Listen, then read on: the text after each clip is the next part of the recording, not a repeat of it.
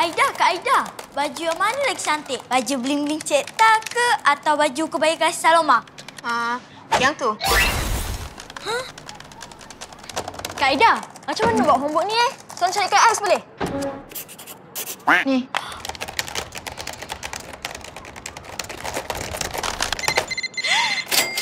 Hello? Tak nanas 40 balang? Aida, tolong mak sekejap. Kejap. Roger, terima kasih. Tak nanas, 40 balang.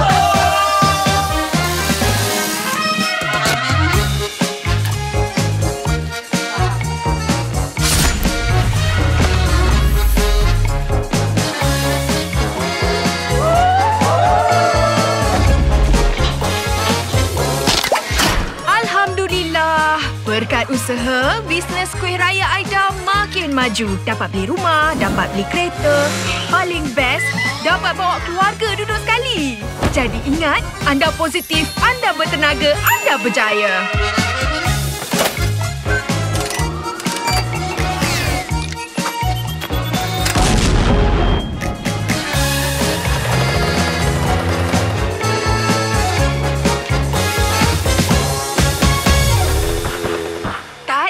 Aida, hanya bahan-bahan premium digunakan.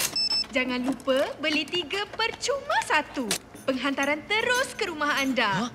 Semua ada ni bahan-bahan premium ni. Kuih raya Aida. Cepat.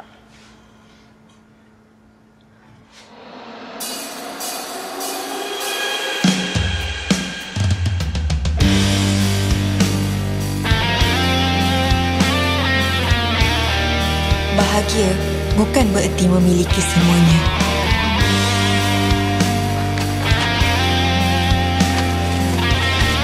Tak seindah disangka.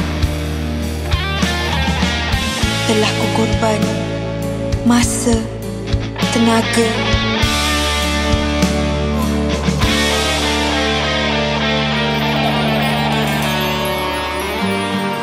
Harapanku panas hingga ke petang. Badai datang menduga, sungguh ku rindu mereka. Pikiranku bercelaru jika dulu semua tampak biru, tapi kini hanya tepungku mampu. Hai, kenapa?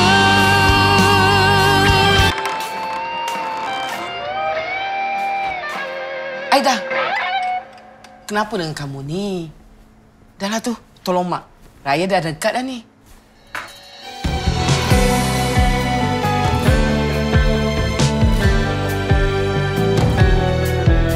Akhirnya tiba hari yang mulia, wajah yang penuh bahagia.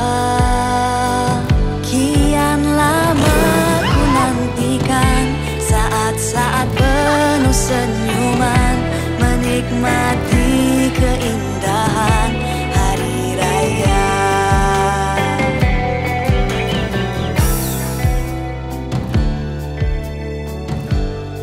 Mak, Aida minta maaf sebab selama ni Aida terlalu sibuk.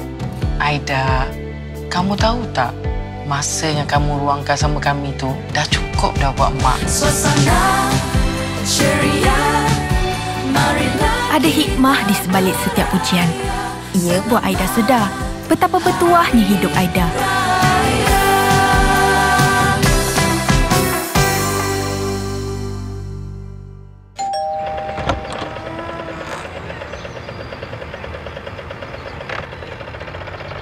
Kak Aida, masa bersama keluarga tu penting. Jadi tahun ni Jero nak beraya dengan keluarga kucing di sini. Kalau rindu, tengok update Jero ya.